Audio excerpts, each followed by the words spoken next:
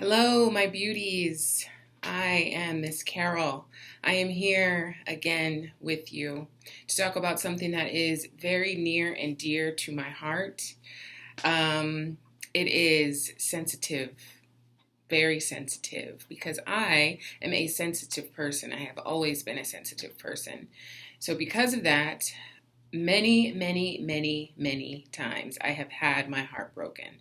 I have lived with a broken heart since I was a very young child. I was always sensitive. Things would always make me cry, and I really felt overwhelmed by my emotions a lot of my life, probably up until my mid 30s. I can remember distinctly having a thought in my mid 30s, maybe around like 33, where I was said to myself, I'm not going to cry this year because literally everything made me cry. I can remember a time when I was 27 and I was living in an apartment with my sister, and it was the 4th of July and we were having a party.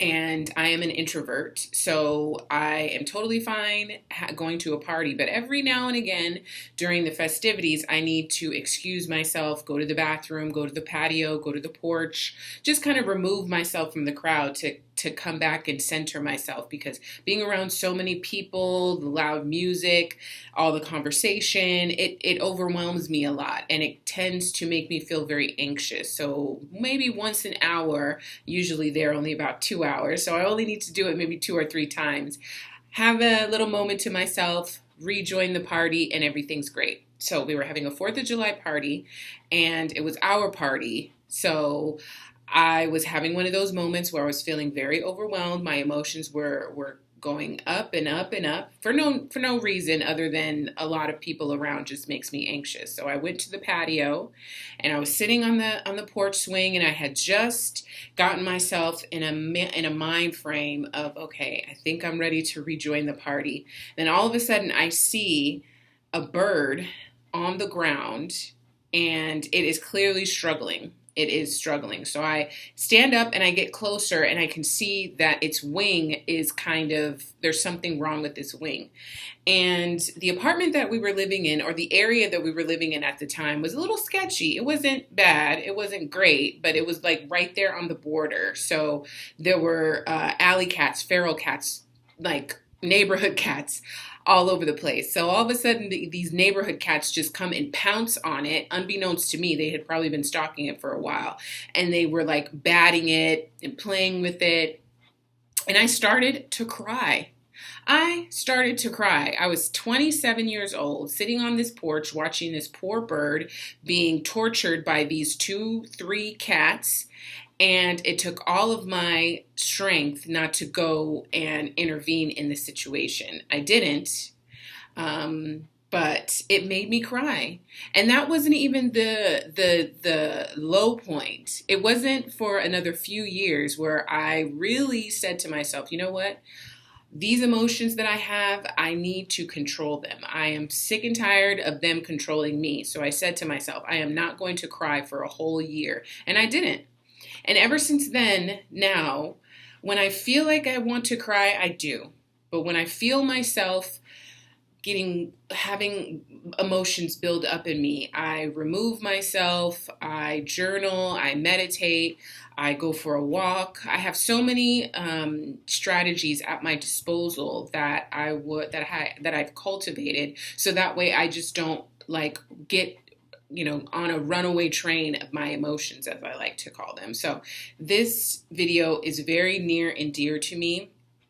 These are essential rules that I have learned of how to live with a broken heart. So the first thing I want to say comes from this book that I just cannot recommend more. This book really changed my life, and I go back to it year after year, time after time. So on page 183, it says, hurt feelings, they are a sign that you must pay closer attention to what you do, what you ask for, and what you expect from yourself and others. I just think that's a great way to start this, because Feelings aren't good or bad. They just are. They just are. So they're just here to tell us and teach us something. It's just when we allow our feelings to rule us, that's when we get in trouble. So here are a few rules to living with a broken heart. So the first rule, and probably the most important rule, in my opinion, in my experience, is that you have to admit that your heart is broken. There's no way around that. By refusing to admit that you are feeling an emotion, that you are feeling an emotion deeply, you only feel it stronger. Eckhart Tolle said, what you resist persists. Meaning what you don't acknowledge just persists that much more. And it really does make sense. The more you don't focus on what's actually going on, what you're actually doing really is you're lying to yourself. You are betraying yourself.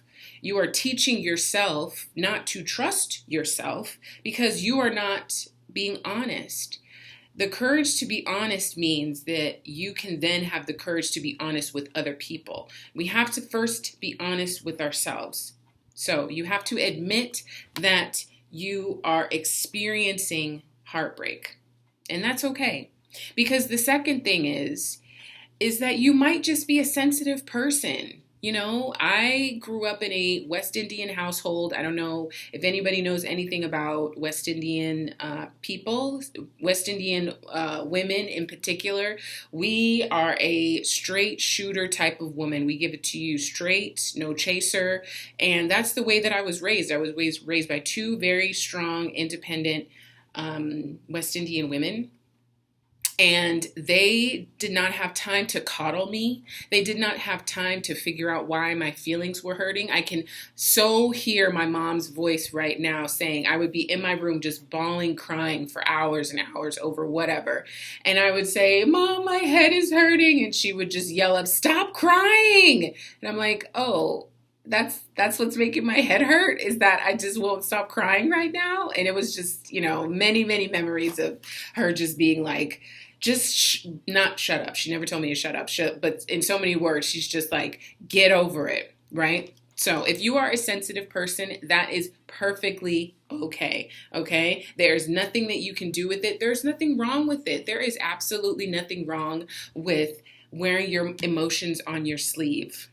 There is not. We need those kind of people. We really do need the people who are much more aware of their feelings, because it helps other people who are not so comfortable with their feelings become hopefully more comfortable in their feelings. So there's absolutely nothing wrong with that. Okay, so the next thing is you have to trust. And this is a hard thing. And this is why I've been going back to this book on trust, is because so many of us are finding it hard to trust ourselves because we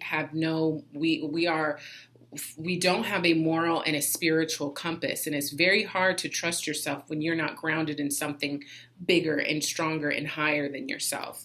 But you have to trust that all pain is temporary. It just is. Nothing is forever. The easiest, or you can have any analogy of this that makes you understand this. The sun coming up and rising. If I set an apple, if I take a bite, or maybe I didn't take a bite out of an apple, I put it on a windowsill. That apple tomorrow is not going to look the same. The day after that, it's not going to look the same. The day after that, it's not going to look the same. Things are always changing. You might not be able to viscerally see the change, but they are changing.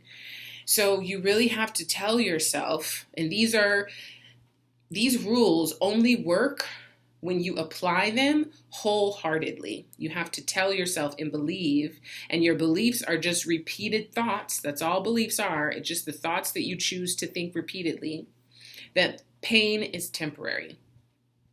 Okay? So the next rule, two things can exist at the same time. We are so conditioned to believe that it has to be this or it has to be that. It has to be black or it has to be white. It has to be day. It has to be night. We have to be together or we're not together. We have to be,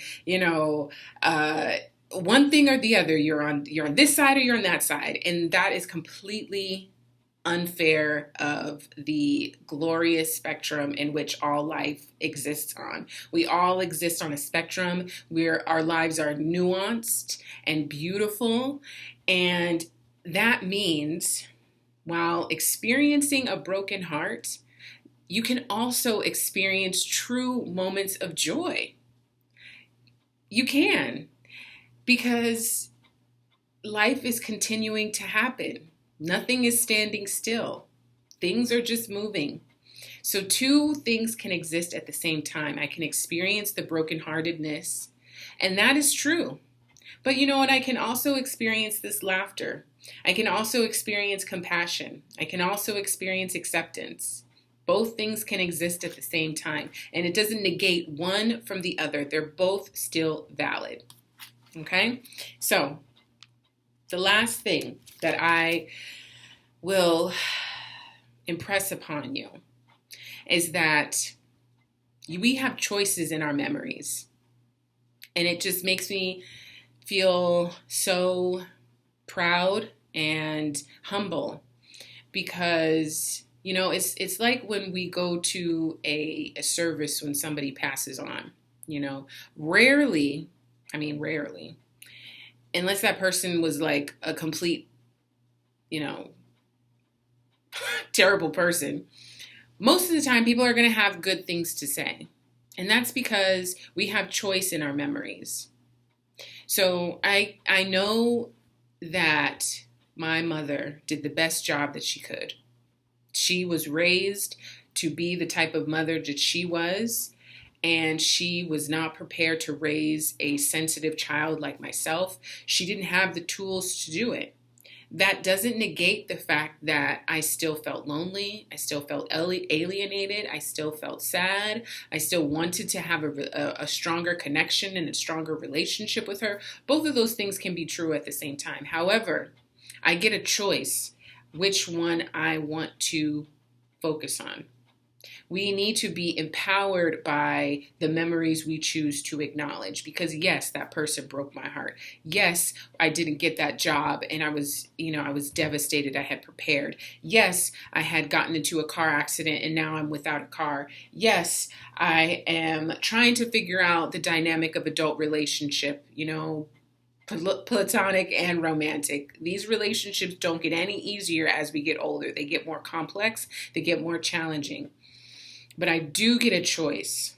I get a choice in what I choose to focus on. And we all need to be more empowered by the choice of our memories. Because something happened that hurt me. That's true. Cannot take that away. But it's my choice what I take in the future, what story I choose to tell myself about it in the future. I've said this for years, for as long as I can remember, as long as I've been on this healing journey. I've said it's not what happens to us, it's what we tell ourselves about the thing that happened. So yes, I messed up. I betrayed myself. I lied to myself. I wasn't honest with myself. That's okay. Nobody's perfect. We're not meant to be perfect. But just by me admitting that I have made a mistake means I then have the capacity to fix it and to do better now, right now. Because right now is all we have. The past does not exist. The future has not happened yet. Everything besides the past everything besides the present is a literal hallucination because we actually don't know if that's actually what happened. Are we in this dimension? Is this even happening right now? How can we tell? We can tell because right now all we are is I am. We are here, and that's it. So, if you are struggling with living with a broken heart, and there are so many things out there that are breaking our hearts, when I think of what's happening in Gaza, When I think about, I don't even have to go outside this country. When I think of children not being educated, not knowing where their next meal is going to come from, when I think about the relationship that I want, the closeness that I wanted with my mom, that makes me sad. There are a lot of things that still break my heart, but that is okay. It is okay.